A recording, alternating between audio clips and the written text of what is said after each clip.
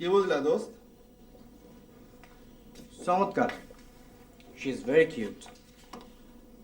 চেহারা, figure, education, personality সব মিলে আমার কিন্তু খুব পছন্দ হয়েছে। আমার ধারণা মনিকারে বিয়ে করলে তুমি সুখী হইবে। সেটা কি এত জোর দিয়ে কমন যায় দোস্ত? কপাল বলে একটা কথা আছে না? কত ঝলমলে সংসার পুরো সারখার হয়ে গেল। কি সিমসাম সংসার ছিল তোমারও। কেউ কি ভাবছিল দিলারা ভাবির লগে তোমার অ্যাডজাস্টমেন্ট হইব না? সবার জীবনের অঙ্ক একই চকের হয় নাকি? ডিলারের দোষ কি? ওর স্বপ্ন আছে, অ্যাম্বিশন আছে। কোনো মাইয়া যদি ক্যারিয়ারের পিছনে ছোটে তাহলে তো দোষ দেওয়া যায় না। আমি এর লগে তাল মিলায় চলতে পারিনি। তুমি তো দোস্তে এমন আছিলা না, জোশে টকবক করতা।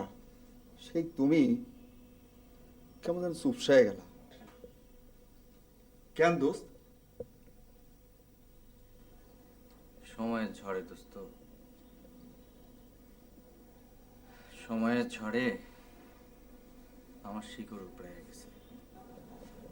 দেখো, প্রত্যেকটা মানুষেরই নিজস্ব কিছু আদর্শ, নিজস্ব কিছু বিশ্বাস, নিজস্ব কিছু স্বপ্ন থাকে। সেই জমিনে দাঁড়ায়া থেকে তুমি তোমার মতাদর্শ ব্যক্ত করার এই অধিকারটা রাখো তো না। অথচ সেইটা করতে গিয়ে অফিসের মিটিংয়ে বসদের কাছে আমি ভিকটিম হয়ে গেলাম। কিন্তু তার জন্য সংসার ভাঙবো কেন? 2 বছর আগের ওই ঘটনার পর আমি খুব ডিপ্রেশনে আক্রান্ত হই। তোমার ভাবি দিলারা তখন পাখির মতো উঠতেছে, আর আমি যে খাদে পইরা গেছি সেটা অনুভব করণের মনও তার ছিল না। She was flying, flying and flying. And I was sinking deeper and deeper into emotional crisis. তার বিবেচনায় আমি হয়ে গেলাম মিসফিট, অযোগ্য এক পুরুষ। এখনো সময় আছে দোস্ত, ভাবিরে ফিরে আনো। আমার মন বলতাছে তুমি ডাকলে ভাবি আবার ফিরে আসবো। শোনো দোস্ত, পাত্রী যখন তোমার পছন্দ হয়েছে, বিয়া করো, ঠিক মতো ঘর সংসার করো। সংসার হইতেছে এমন একটা সোনার শিকল যা মানুষকে বাইন্ধা রাখে, কক্ষচ্যুত হইতে দেয় না। কক্ষচ্যুত হইয়া যাওয়া মানে নিঃসঙ্গ হয়ে যাওয়া।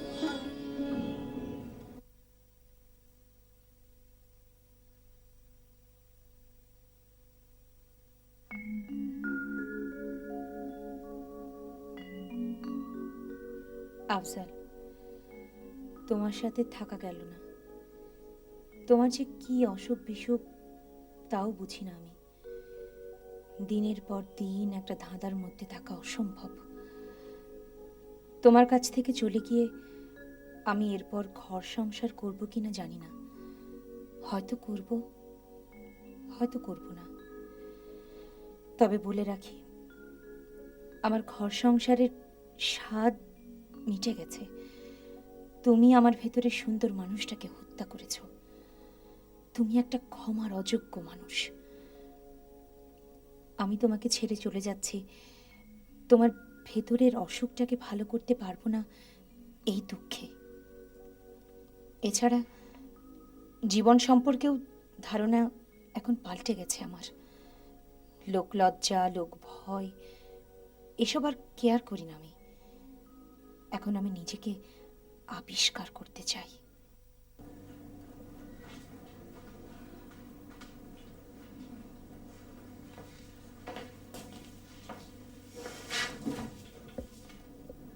বলো, খবর বলো। What about your interview? খুবই বাজে হয়েছে। চাকরিটা আমার হবে না। কেন? ওরা কি খুব কঠিন প্রশ্ন জিজ্ঞেস করেছে? না, প্রশ্নগুলো তেমন কঠিন ছিল না। কিন্তু ইংরেজি বলতে কি আমি খুব হোঁচট খেয়েছি। বা তুমি তো ইংরেজি ভালোই বোঝো, লেখো ভালো। বুঝলে আর লিখতে পারলেই হলো। ইন্টারভিউ দিতে গিয়ে বুঝেছি কনভারসেশনে আমি কতটা কাঁচা। ওরা এত হড়বড় করে ইংরেজি বলছিল। ওরা কি তোমাকে রিজেক্ট করে দিয়েছে? না, তেমন কিছু বলেনি, কিন্তু আমার নিজেরই মনে হচ্ছে আমার চাকরিটা হবে না। বাদ দাও, এসব নিয়ে ভেবো না। চাকরি এখানে না হয় অন্য কোথাও হবে। আর তাছাড়া তোমার চাকরি করার দরকারটাই বা কি? আমার একারাই তো দিব্যি সংসার চলে যাচ্ছে। না আফজাল, চাকরি আমাকে একটা করতেই হবে। শুধু সংসার এখানে টানলে আমার দম বন্ধ হয়ে আসবে। আমার নিজের পায়ে দাঁড়াতেই হবে। তবে আশার হলো একটা দেখতে পাচ্ছি। কি? যে ব্যাকে ইন্টারভিউ দিতে গিয়েছিলাম, ওখানে আমার বড় ভাইয়ের বন্ধু আশরাফ দিন, ওনার সাথে আমার দেখা হয়েছে। উনি আমাকে ওনার টেলিফোন নাম্বার দিয়েছেন, বলেছেন যোগাযোগ রাখতে। কোনো একটা বিদেশি অ্যাম্বাসিতে নাকি কিছু লোক নেবে, ওনার ওখানে জানাশোনা আছে। বেশ তো, ওনাকে ফোন করো। তুমি বলছো? অফকোর্স। দিলারা বলছো? হ্যাঁ বলছি। আমি আশরাফ দিন। আশরাফ ভাই, কেমন আছেন আপনি? ভালো। তোমাকে একটা সুখবর দেব, তার আগেই অগ্রিম অভিনন্দন জানাচ্ছি। মানে চাকরিটা আমার হচ্ছে? Yes, confirm. দু একদিনের মধ্যেই অ্যাপয়েন্টমেন্ট লেটার পেয়ে যাবে। I am really grateful to you Ashraf ভাই। আপনি আমার জন্য অনেক করেছেন। শুধু মুখের কথাই হবে না। I want a party. বেশ তো, অবশ্যই হবে। ওকে, রাখি। ওকে, বাই।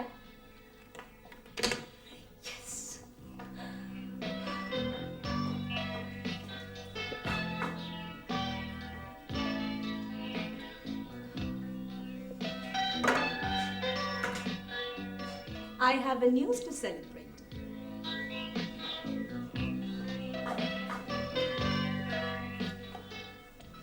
দূতাবাসে চাকরিটা আমার হচ্ছে। চিঠি এসেছে? না, চিঠি আসেনি। আশরাফ ভাই ফোন করেছেন, বললেন আমি সিলেক্টেড।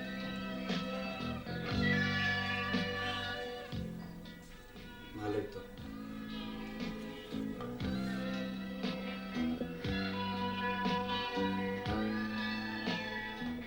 তুমি খুশি হওনি? খুশি না আমার কি আছে? তাহলে আমাকে কংগ্রাচুলেট করলে না যে?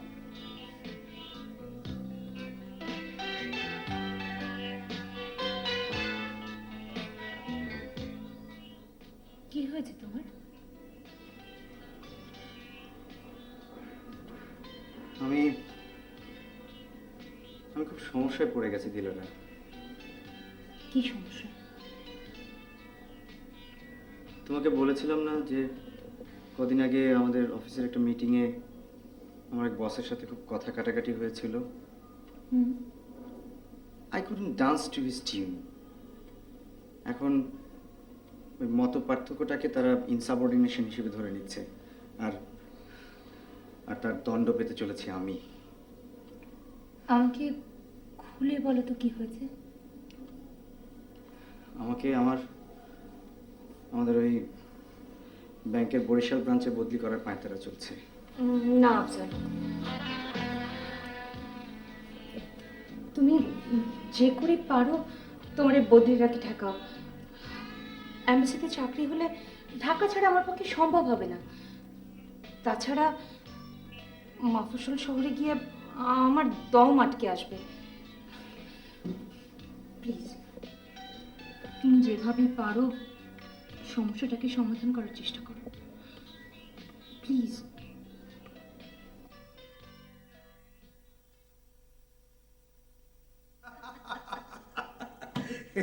বুঝলে, হাসির কথা নয়। Your service record is quite impressive. কি করে জানলেন? হপকন বলেছে। শোনো, ওর ভাষায় তুমি হচ্ছে গিয়ে প্রতিটি পুরুষের নয়নের খাদ্য, ফিস্ট ফর দি আইস। সুতরাং তোমার উন্নতি অবধারিত। বলেছে বুঝি? লোকটা বড় ফাজিল তো। ওর কমেন্টটাকে এইভাবে নিচ্ছে কেন? Take it as a compliment. ওরকম কমপ্লিমেন্টের আমার কোনো দরকার নেই। লোকটা এক বিন্দু মিথ্যে কথা বলেনি। তোমার এই অনন্য ব্যক্তিত্বের সঙ্গ যে কোনো পুরুষ মানুষই পেতে চাইবে। আপনিও? ইয়েস দিদারা, আমি। Your charm has made me realize marriage makes a man poor.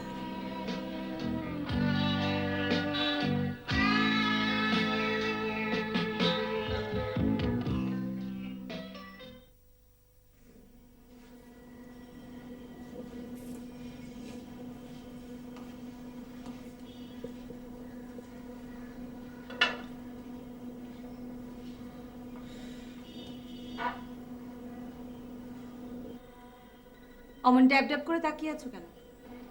মাঝে মাঝে তুমি খুব মিস্টেরিয়াস। তোমার ভাবচক্র আমি বুঝি না। ভাবচক্করের আবার কি দেখলে? 2 ঘন্টার উপর হলো আমি এসে বসে আছি, অথচ তোমার কোনো দেখা নেই। তোমার সাথে বসে বসে গপ্প করলে চলবে? বাড়িতে কাজ আছে না? টবের চারাগুলো মরে যাচ্ছিল, পানি দিলাম। ছুটির দিন ছাড়া তো সময়ই পাই না। আজ সন্ধ্যায় তোমার প্রোগ্রাম আছে কোনো? না, কেন?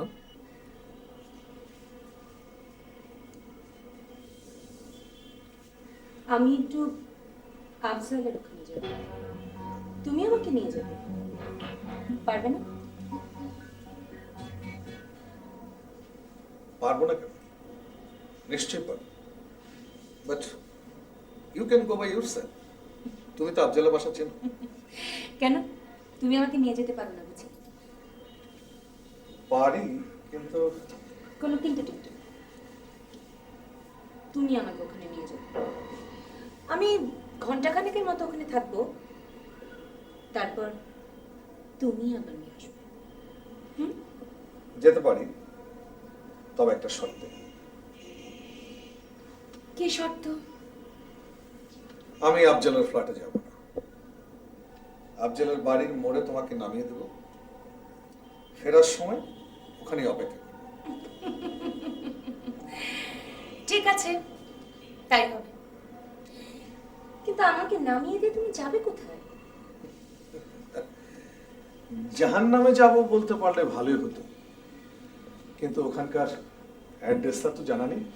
কাজী কাজেই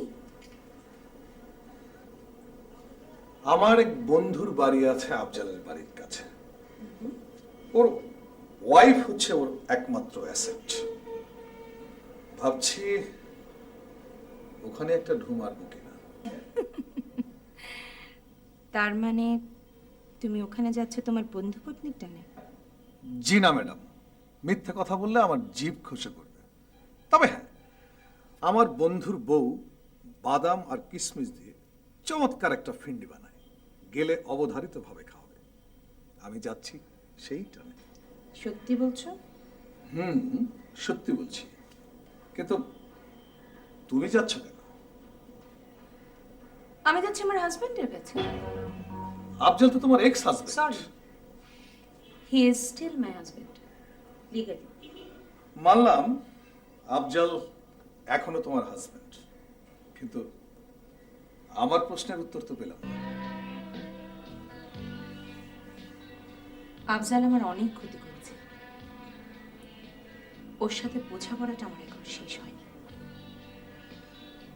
আমি যাচ্ছি ওকে কিছু করার কথা শুনতে। তুমি একটু বসো, আমি তৈরি হয়ে আসছি। আমাকে তোমার বাড়ির লোকেরা পছন্দ করেছে? করেছে মানে? তোমার ছবি দেখে সবাই মুগ্ধ। অফিস থেকে কখন এলে? এসেই তোমাকে টেলিফোন করলাম। আর এখন অফিসের কাজে মন বসে না, সারাক্ষণ তোমার কথা ভাবি। অফিসের কাজে এভাবে ফাঁকি দিলে এসি আর খারাপ হয়ে যাবে। তুমি কি করছিলে? গিয়েছিলাম লাইব্রেরিতে, কয়েকটা নতুন বই আনলাম। ও, তুমি বুঝি খুব পড়ো? হ্যাঁ, এই অভ্যাসটা আছে। কখনো কখনো রাত 3টা-4টা পর্যন্ত পড়ি। কি পড়ো? লিটারেচার আর ফিলোসফি বই বেশি পড়ি। ও আচ্ছা, ফিলোসফার বউ নিয়ে সংসার করতে পারবো তো? কেন সন্দেহ হয়? একটু একটু। তরকারিতে নুন দিতে যদি আবার ভুল করো? জি না স্যার, যে রান্ধে সে চুলো বান্ধে, বুঝলেন? আমার রান্নার তারিফ সবাই করে। বেশ, দেখা যাবে। মনিকা, বলো, চলো না কোথাও বেরিয়ে আসি। কোথায় যেতে চাও? কোনো চাইনিজে। কবে? আজকে আসো না? আসবে তো? ঠিক আছে, তুমি টিএসসির সামনে অপেক্ষা করো, আমি 6:30টার মধ্যে আসছি। ওকে?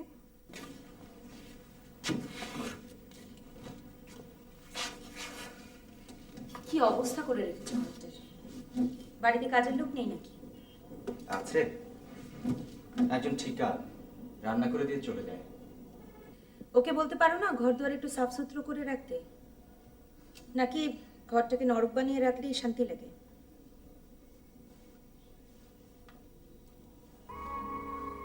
তা হঠাৎ কি মনে করি? কেন আসতে নেই নাকি? ডোন্ট ফরগেট, তোমার সাথে আমার সম্পর্কটা চুকে গেলেও লিগালি ডিভোর্স কিন্তু আমাদের হয়নি। তাছাড়া ডিভোর্স হয়ে গেলেও আমি আসবো, অন্য কাউকে যদি বিয়ে করি তবু আসবো। তা স্যার, প্রমোশনের ইন্টারভিউ হলো? হ্যাঁ, এই তো গেল সপ্তাহে শেষ হলো।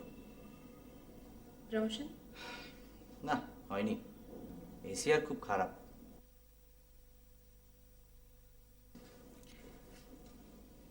তোমাদের বসকে আমি খুব ভালোভাবে চিনি। ভদ্রলোক, সুন্দরী মহিলাদের খুব পছন্দ করেন। সুন্দরী মহিলাদের সবাই পছন্দ করে, শুধু আফজাল হোসেন ছাড়া। মন্তব্যটা ঠিক হলো না। আফজাল হোসেনও করে। একজন সুন্দরী মহিলাকেই তো সে বিয়ে করেছিল। তারপর তার কাছ থেকে ছাড়া পেয়ে বেঁচে গিয়েছে। কি যে বলো, আমার ক্ষমতা নেই ধরে রাখার, তাই সে চলে গেছে। তোমার বসের সাথে কিন্তু আমার খুব ভালো পরিচয় আছে। বেশ কয়েকটা পার্টিতে তার সাথে আমার দেখা হয়েছে। তুমি বললে তোমার জন্য আমি সুপারিশ করতে পারি। এর পরের বার বলবো। পরের বার বলবে? আমি খুব ভালোভাবে জানি তুমি কোনোদিনও বলবে না। চা খাবে? খেতে পারি। বসো, বানিয়ে আনছি। আমি আছি।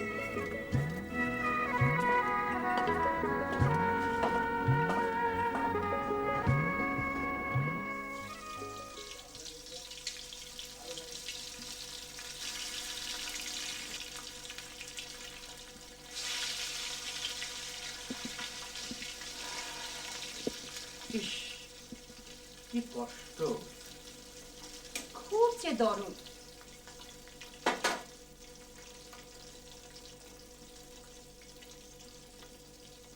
হাই, কি ঢং করছো? ছাড়ো। না, তোমাকে আর চুলোর ধারে থাকতে দেবো না। চুলোর ধারে থেকে থেকে তুমি কালো হয়ে গেছে। আমি বুঝছি কালো? কালোই তো। বিশ্বাস হচ্ছে না? এসো দেখো। আরে এসো তো, এসো দেখো। দেখেছো অসভ্যটা আমার চেহারা কি করেছে? দাঁড়াও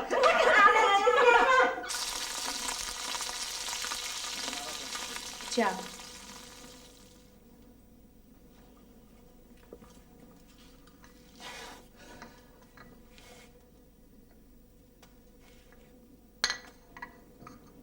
দিলারা, তোমার রমার কথা মনে আছে?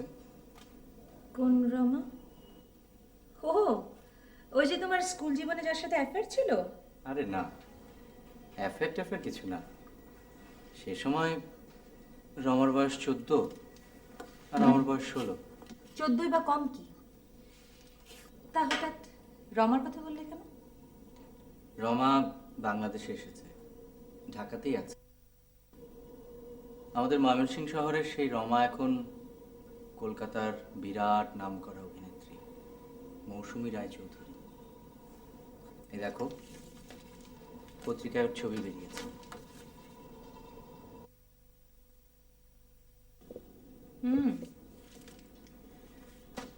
মৌসুমী রায়চৌধুরী, সে তো খুবই নামকরা অভিনেত্রী।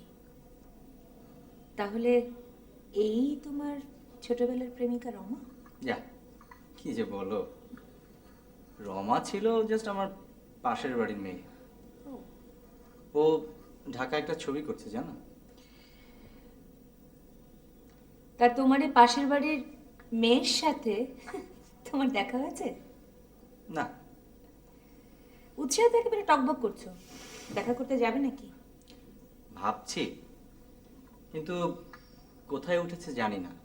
বোকা, তুমি টিভি স্টেশনে ফোন করবে। ওরা অবশ্য তোমাকে ওর ঠিকানা দিতে চাইবে না। তুমি বলবে তুমি ওর আত্মীয়, আর বলবে কলকাতা থেকে ওর একটা মেসেজ তোমার কাছে এসেছে। হুম, হ্যাঁ গো, ওর একটা বিশেষ উপহার তোমার জান খারাপ করে দিয়েছিল না? আর ওসব ছেলে মানুষই ব্যাপার, বাদ দাও। ছোটবেলায় এরকম অনেকেরই থাকে। কেন, তোমারও তো ছিল? আমার? ছিল না? কখনো এই, না। মৃত্যু। 13 বছর বয়সে ক্লাস 8-এ পড়ার সময় তুমি অলি মিয়াকে চিঠি লেখনি লিখেছিলাম। তো? অলি ছিল আমার ফুফাতো ভাই, আমার যে 3 বছরের বড়।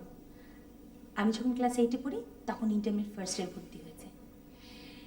অলি ভাই আমার চিঠি পাবার পর কেমন যেন পাগলের মতো হয়ে গেল, জানো। নদীর ধারে একা একা বসে থাকে, অর্ধেক রাত পর্যন্ত ছাদে পায়চারি করে, খায় না, ঘুমায় না, লেখাপড়া করে না। ম্যাট্রিকে ফার্স্ট ডিভিশন পাওয়া অলি ভাই অঙ্কে পেল 0, আর ইংরেজিতে 2। ভারী শুদ্ধ কান্নার রোল পড়ে গেল। আমি তো ভয়ে অস্থির, কি হয়। High voltage প্রেমপত্র।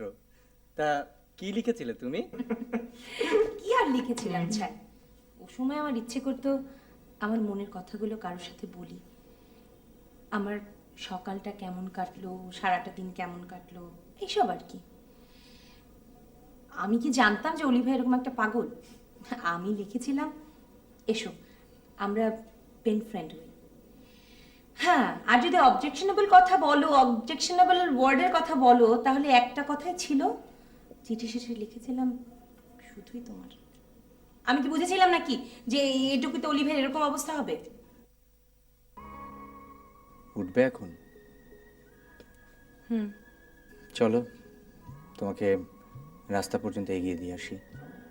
না, একটা ট্যাক্সি ক্যাব ডেকে দিই অন্তত। আশরাফ আমার জন্য মোড়ে অপেক্ষা করছে।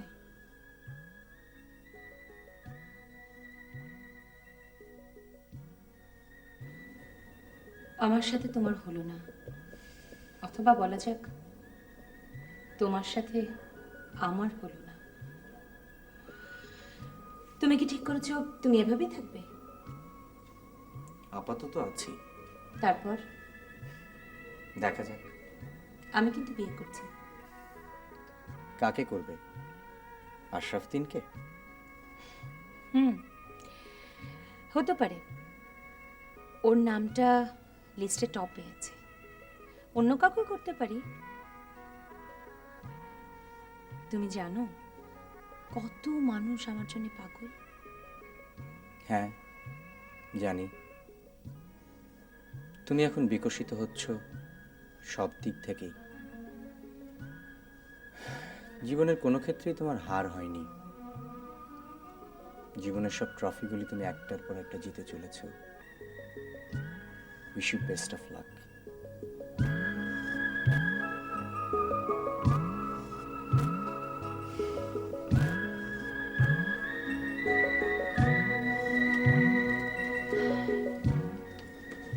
আসি।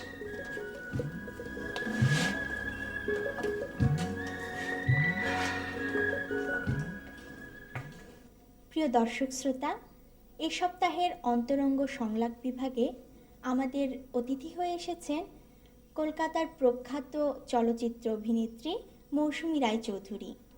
তিনি সেন্টু চৌধুরীর নির্মীয়মান সুখের পায়রা চলচ্চিত্রে অভিনয় করার জন্য গত সপ্তাহে ঢাকায় এসেছেন। আমাদের সঙ্গে সাক্ষাৎকারে তিনি বলেছেন তার তারকা জীবনের নানা কাহিনী। আপনারা দেখুন আপনাদের প্রিয় অনুষ্ঠান অন্তরঙ্গ সংলাপ। আচ্ছা মৌসুমী, আপনার ছোটবেলা তো কেটেছে বাংলাদেশে। এদেশে ছোটবেলার স্মৃতি কি আপনার মনে পড়ে? পড়ে না আবার? এখানে জড়িয়ে আছে আমার পূর্বপুরুষের স্মৃতি। আমি ময়মনসিংহের মেয়ে, বুঝুই। আমার বাবা অপূর্ব কৃষ্ণ রায় চৌধুরী ছিলেন বিখ্যাত উকিল। আমরা ময়মনসিংহের জুবিলি ঘাটে থাকতাম। আমি পড়তাম মহাকালী পাঠশালায়।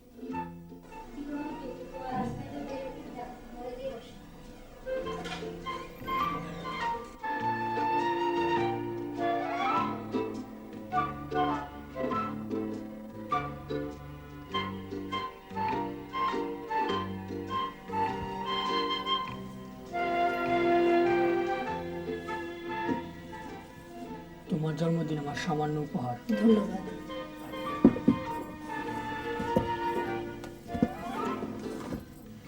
এইখানে না, বাড়িতে গিয়ে খুলবা।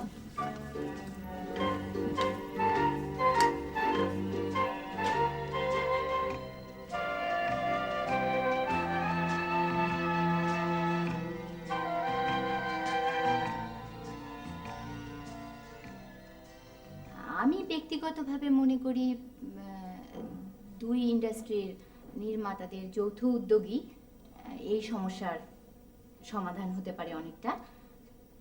আর আমার মনে হয় যে খুব শীঘ্রই দুই ইন্ডাস্ট্রির নির্মাতাদের এই ব্যাপারে আলোচনায় বসা উচিত। এত ব্যস্ততার মাঝেও আপনি আমাদের সময় দিলেন, আপনাকে ধন্যবাদ মৌসুমী। আপনাকে অনেক ধন্যবাদ। দেখলাম তোমার ছোটবেলার প্রেমিকাকে। মহিলা এখনো দারুণ দেখতে। হ্যাঁ, এখনো নজর কাড়ে, তোমারই মতো। কি কি বললে? বললাম, সময়ের নখ রমার অ্যাট্রাকশনে কোনো আঁচড় বসাতে পারেনি। আর তুমিও আগের চাইতে অনেক সুন্দর হয়েছ। এই মুহূর্তে কার কথা তোমার বেশি মনে পড়ছে? দিলে তো ঠেকিয়ে, কঠিন অঙ্ক। এই অঙ্ক মিলানোর ক্যালকুলেটর আমার কাছে নেই। আমি যে তোমার ঘরে গেলাম, তোমার ভালো লাগছিল? মনে হচ্ছিল তুমি ইসলামপুরে তোমার ভাইয়ের বাড়ি থেকে অনেকদিন নায়র কাটিয়ে এলে, সেই আগের মতো। আমি কিন্তু গিয়েছিলাম তোমার সাথে কোমর বেঁধে ঝগড়া করতে, পারলাম না, মনেই ছিল না। Quite natural. But why Afzal? Afzal, কেন পারলাম না ঝগড়া করতে? It's because of time, sweetheart. Because of time? Yes, because of time. আসলে আমরা কখন যে হাঁটতে হাঁটতে এত দূর চলে এলাম, অনেক অনেক দূর। আমাদের পেছনে ফেরার পথ নেই। পেছনে তাকালে শুধু ধু। আমাদের পথ ঢেকে গেছে স্মৃতির ঝরা পাতায়। আমাদের পদচিহ্ন মুছে গেছে চোখের জলে। আমরা আর কখনোই ফিরে যেতে পারবো না সেই চেনাশোনা গ্রামে, লোকালয়ে। মেঘের ক্যাসেলে ভেসে কখনো ঘোরের বসে। যখন জানতে চাও আমরা কত দূর এসেছি, আমি নিরুত্তর থাকি। কেননা বহু দূর এসেছি জানি, কিন্তু কত দূর, কোথায় জানি না। তুমিও না, আমিও না। দিলারা, এতক্ষণ যে কথা বললে তোমার মানুষটা রাগ করবে না? সে নেই, এটা তো ওর পার্ট টাইম ঘর। ছাড়ি দিলে রে, সকালে অফিস আছে। Good night.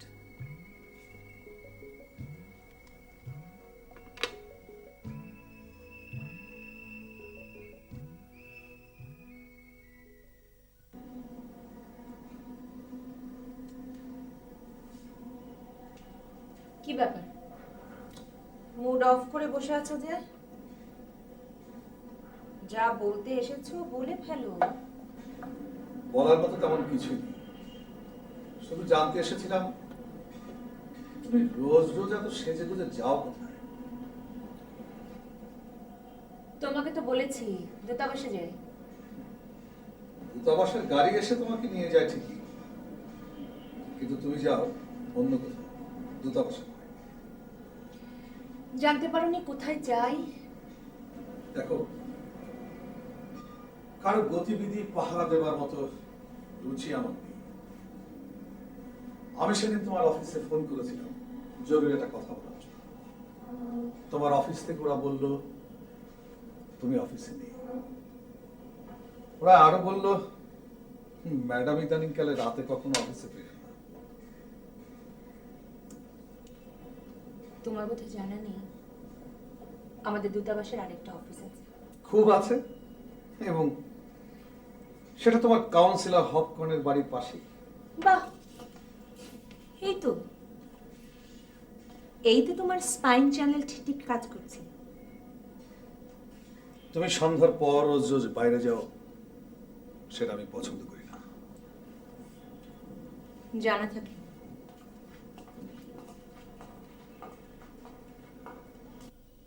তোমার চলাফেরাও আমার কাছে আপত্তিজনক ঠেকছে ইদানিং। তার মানে স্বাধীনভাবে চলাফেরা করার অধিকার আমার নেই? এইভাবে রোজ রোজ সন্ধ্যার পর হপকর্নের সঙ্গে দেখা করা ব্রিচ অফ কন্ট্রাক্ট হচ্ছে।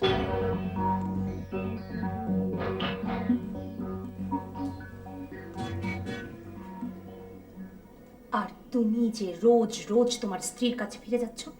বারে আমি যাচ্ছি আমার বিবাহিত স্ত্রীর কাছে, হ্যাঁ, আর তুমি তুমি যাচ্ছ একটা পরপুরুষের কাছে গোপনে।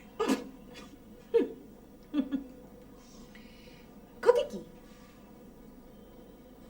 আশরাফ তিনও তো আমার কাছে পরপুরুষ। তার কাছে থাকতে পারলে হপকর্নের কাছে কেন যেতে পারবো না? কি বললে?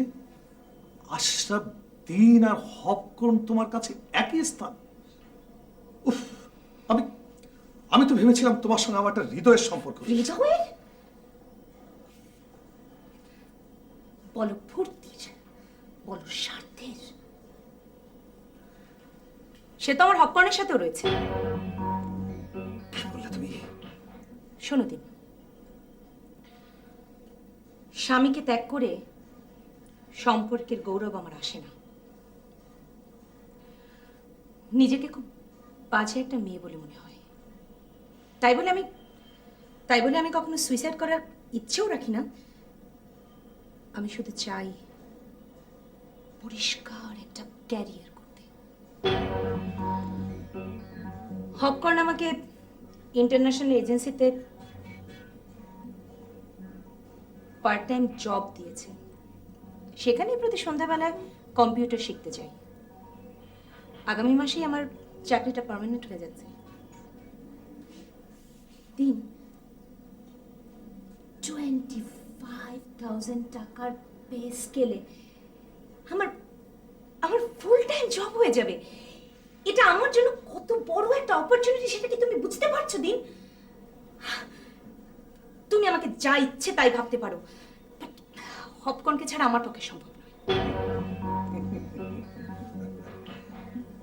আসলে তুমি তুমি প্রচন্ড লোভী। আমি জীবনে বহু খারাপ মেয়ে মানুষ দেখেছি, তোমার মতো এতটা খারাপ মানুষ দেখিনি। খারাপ যে হবে তার তো ভালো রকমই খারাপ হওয়া দরকার।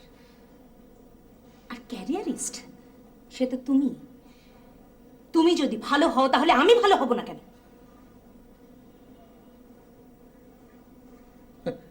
তুমি তুমি আমার সঙ্গে বাঝাবাজি করে তোমার ক্যারিয়ার এস্টাবলিশ করতে চাও? তুমি জানো আমি কে? আমি ইচ্ছে করলে তোমাকে ধ্বংস করে দিতে পারি। প্লিজ প্লিজ, তোমার দৌড় আমার খুব ভালো মতো জানা আছে। তোমার সেই সাহস নেই যে তুমি আমাকে খুন করবে। কিন্তু তুমি কি জানো তোমার স্ত্রী বা তোমার বসের কাছে যে যদি আমি কমপ্লেইন করি হোয়াট ইউ হ্যাভ ডান, তাহলে তোমার কি হবে? তুমি তুমি কি সত্যি সত্যি আমার স্ত্রী এবং বসের কাছে যাবে নাকি? না দিন, আমি অতটা বেইমান নই। তুমি আমাকে একটা চাকরি জুটিয়ে দিয়েছো, যে চাকরিটা খুব ভালো একটা চাকরি, সে সাথে একটা ওয়েল ফার্নিশড বাড়িতে আমাকে কয়েক মাস থাকতে দিয়েছো। তোমার এত বড় সর্বনাশ আমি করব না। হপকর্ন আমাকে একটা জায়গায় লজিং থাকার ব্যবস্থা করে দিয়েছে। আমি আগামী সপ্তাহে হয়তো সেখানে শিফট করব।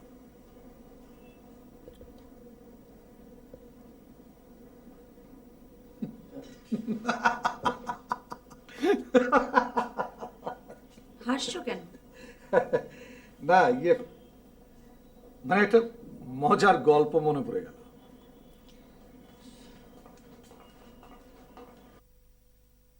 মৌসুমীকে কি খুঁজলেই পাওয়া যায়? জি মশাই, 7-8 বছর ধরে ওর পেছনে দৌড়ঝাঁপ করছি, কিন্তু পাচ্ছি না। বহুত খেলুড়ে মাল। আপনি ইচ্ছে করলে আকাশের চাঁদটাকেও হাতের মুঠোর মধ্যে পেয়ে যাবেন, কিন্তু মৌসুমীকে পাবেন না।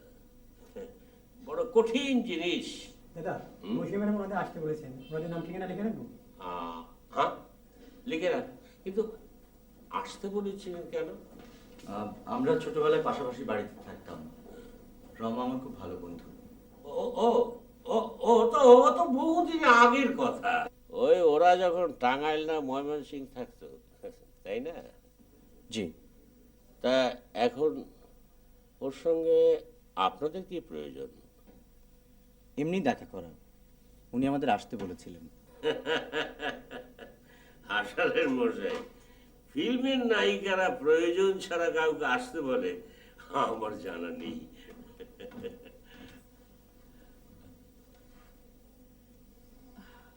আপনাদের কারোর নাম পিন্টু?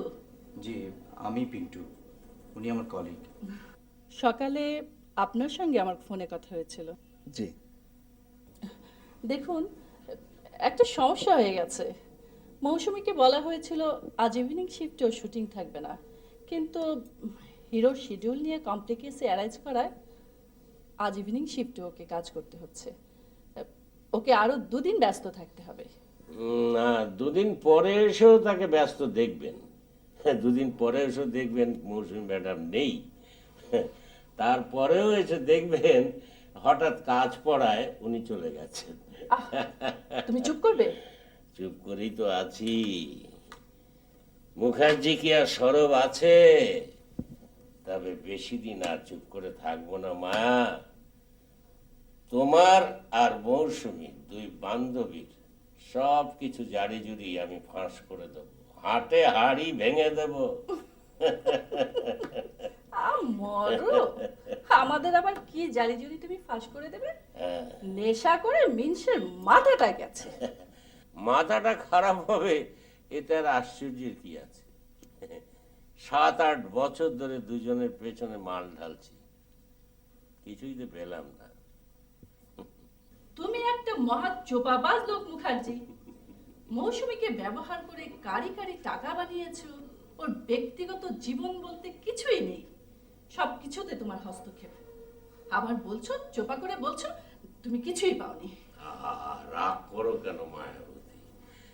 প্রেমে পড়েছি, তারপর বিকেল থেকে মাল টানছি, চোপা তো একটু করবই। আচ্ছা, তোমার ওই প্রেমে পড়া আমার খুব ভালো জানা আছে। টালিগঞ্জে যে নায়িকারই টপ ফর্ম আর ডিমান্ড, অমনি তুমি যোগ বিয়োগ অঙ্ক কষে তার প্রেমে পড়ে যাও। এই, আচ্ছা, এককালে তো তুমি আমারও প্রেমে পড়েছিলে, কথাটা মনে আছে?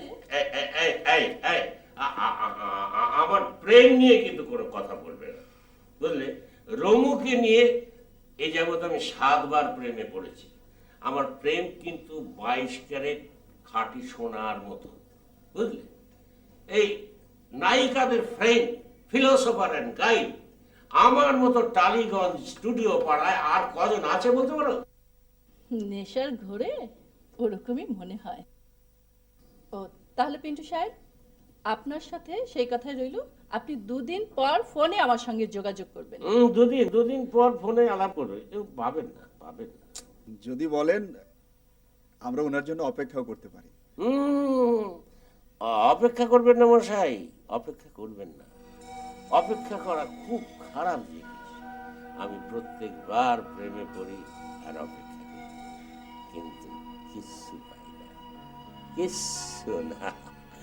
অপেক্ষা হচ্ছে ওয়ান কাইন্ড অফ হেরে যাওয়া, বুঝলেন?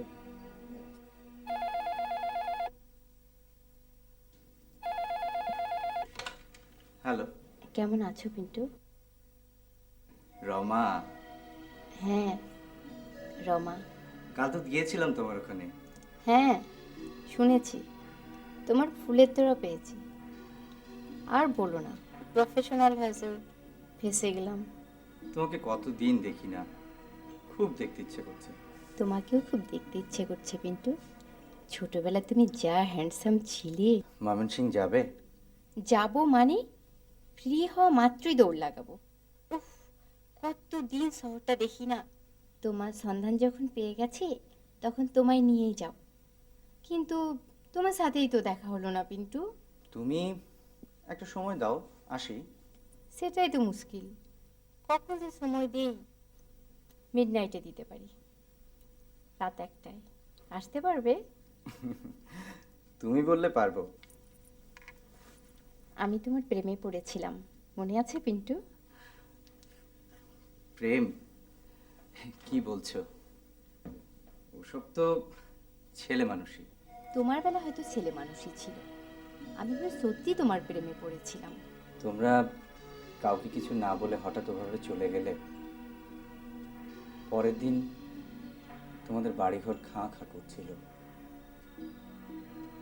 জানো, তোমাদের ঘরে গিয়ে দেখি তোমার একটা ভাঙা চিরুনি পড়ে আছে, সেটাতে তখনও তোমার চুলের গন্ধ লেগেছিল।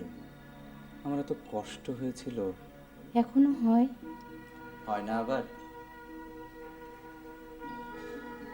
তোমার সেই চুলের গন্ধ আজও আমার নাকে লেগে আছে। তুমি খুব সুন্দর করে কথা বলো পিন্টু।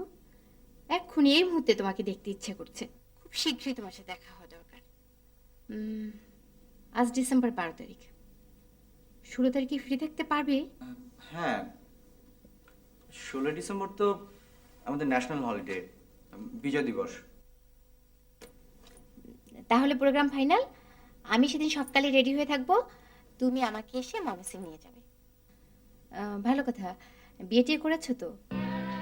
হ্যাঁ, তো বিয়ে করেছো? এর মধ্যে আবার তো কি? তোমার বউকে দাও।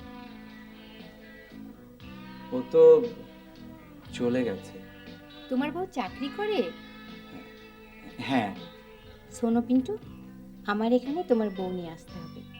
তোমার বউ না দেখে কিছুতেই যাচ্ছি না। রাখি পিন্টু, আমার শুটিংয়ের গাড়ি এসে গেছে। বাই। পরশুদিন তো ছুটি ছিল, যেতে পারতে না? বারে মানিকগঞ্জ গেলাম না, আমাকে ছুটির দিনে মানিকগঞ্জে যেতে হয়। একটা দিন মানিকগঞ্জ না গেলে বুঝি চলতো না তোমার। আরে এই তো জয়মা গেছে, হিরোইন চলে আসছে হিরোর কাছে। কেমন আছেন আফজাল ভাই? হ্যাঁ ভালো, তুমি? এই তো আছি মোটামুটি। এখন মোটামুটি থাকলে চলবে? বসন্ত জাগ্রত দ্বারে পাখির মতো উড়বে, পার্কে বসে বাদাম টাদাম খাবে, এই না হলে জীবন? আসলে আমি এসেছি একটা খবর দিতে। ওনার তো দেখা পাওয়ার জন্যে তাই নিজে চলে। কি খবর?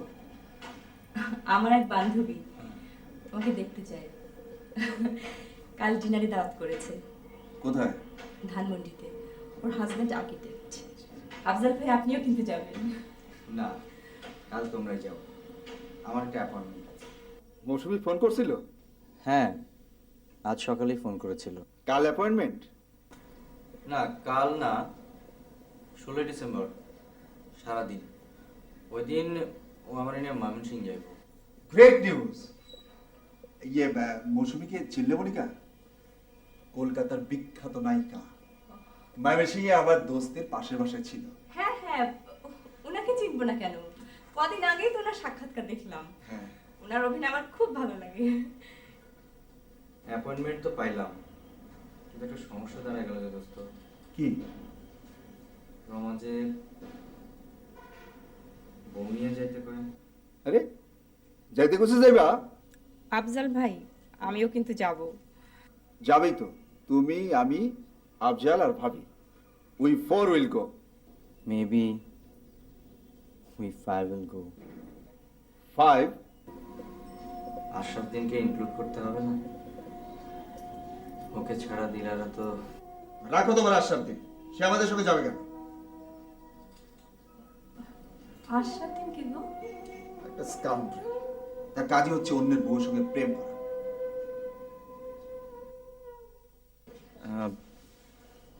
কাল তুমি কি ফ্রি আছো? হ্যাঁ আছি তো, কেন বলো তো? আমি আমি একটা সমস্যায় পড়েছি। কি সমস্যা? কাল মৌসুমীর সঙ্গে ময়মনসিং যাচ্ছি। ও চায় আমি বউ নিয়ে যাই, তাই একদিনের জন্য তোমাকে ধার করতে চাই। তার মানে একদিনের জন্য বউ হওয়া? পুরো একদিন না হোক, অন্তত রমার সাথে যতক্ষণ থাকি ততক্ষণ। তুমি ইচ্ছে করলে আশরাফ দিনকেও সাথে নিতে পারো। রমার কাছে ওর কি পরিচয় দেবে? বলবো আমাদের বন্ধু। শিরোনামটা ভালোই হতো, আমি, তুমি এবং সে। কিন্তু আশরাফ দিন আসছে না। কেন? তুমি আমার সঙ্গে কিছুক্ষণ বউ হয়ে থাকলে খুব দুঃখ পাবে সে। হবে। তাই তো। কি করি তাহলে? একটা কাজই করতে পারো। কি সেটা? আমাকে না নিয়ে যাওয়া। তা একাও যাওয়া যায়, তবে তুমি গেলে খুব ভালো হতো। কি ভালো হতো? বলতাম তুমি আমার স্ত্রী। আমি যে তোমার কাছ থেকে চলে এসেছি, আমাকে তোমার স্ত্রী হিসেবে পরিচয় দিতে চাও কেন? দেখো, রমা নিশ্চয়ই দেখতে চায় আমি একটা ঝলমলে জীবন যাপন করছি। তোমাকে সাথে করে নিয়ে গেলে তাকে আমার মুখ ফুটে কিছু বলতে হতো না। সে দেখেই বুঝতে পারতো যে আমি হেরে যাইনি। কচু, তোমাকে দেখলেই সে বুঝে যাবে তুমি হেরে বসে আছো। তোমার চোখ মুখ সব বলে দেবে। হ্যাঁ দিলারা, তুমি ঠিকই বলেছ। যে কেউ আমার চোখ মুখ দেখেই বুঝে ফেলে আমি অস্বাভাবিক। আমার কিছু বলার থাকে না। তুমি ডাক্তারের কাছে যাচ্ছ না কেন আফজাল? যাই তো, প্রায়ই যাই। তোমার কিসের দুর্ভাবনা আফজাল? স্বার্থপরের মতো একা আছো, কিংবা অবদ্ধ কারণে কখনো কখনো অ্যাকসেন্ট্রিক, কখনো ডিপ্রেসড হয়ে থাকো। তোমার এই দুর্বোধ্য রোগ সারানোর দাওয়াই কোনো ডাক্তারের কাছে নেই আফজাল। ভয়ানক ভয় পেয়ে আমি তোমার কাছ থেকে চলে এসেছি। তাহলে তুমি যেতে পারছো না? কোথায়? একদিনের জন্য আমার বউ হয়ে রমার কাছে। আমি অভিনেত্রী নই আফজাল। তুমি বরং অন্য কাউকে কয়েক ঘন্টার জন্য ভাড়া করে নিয়ে যাও। বউ হিসেবে? হুম। না দিলারা, তা হয় না। কি আর করা, আমি বরং একাই যাই। তাকে না হয় আমাদের ব্যাপারটা বুঝিয়ে বলবো। কি বলবে রমাকে? ভয় পাচ্ছ কেন? আমি তোমার বিরুদ্ধে কিছু বলবো না। আমার বিরুদ্ধে বলার কিছুই কি নেই আফজাল? না। আমি নষ্ট হয়ে গেছি, ঘর ছেড়েছি, পার্টিতে যাই। দিলারা, নষ্ট হওয়া এত সোজা নয়। চাইলেই মানুষ শুদ্ধ হয়ে যেতে পারে। তোমার কিছুই নষ্ট হয়নি দিলারা। তুমি এখনো খুব ভালো, খুব সুন্দর। রাখি, বাই।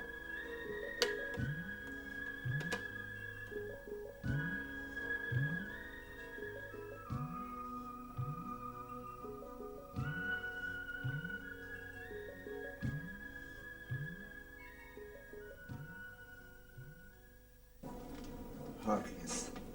আমি সকালে ভাবিকে টেলিফোন করে বললাম তুমি তাকে খুঁজছো।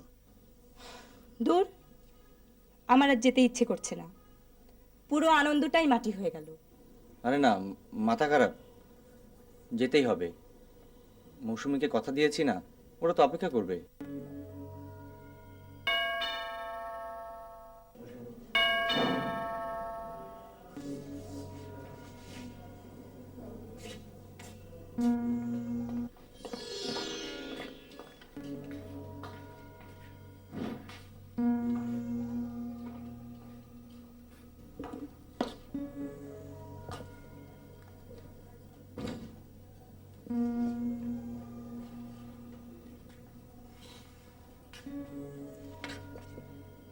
তুমি তোমার বউ সেজে রমার কাছে যেতে পারি এক শর্তে।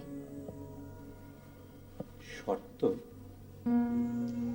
আমাকে ভাড়া করে নিয়ে যাবে। একদিনের বউ সাজার জন্যে তোমাকে কিন্তু অনেক মূল্য দিতে হবে। আমি তো দেবই।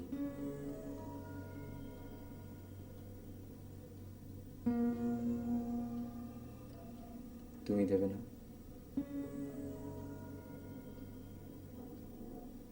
দেবই তো।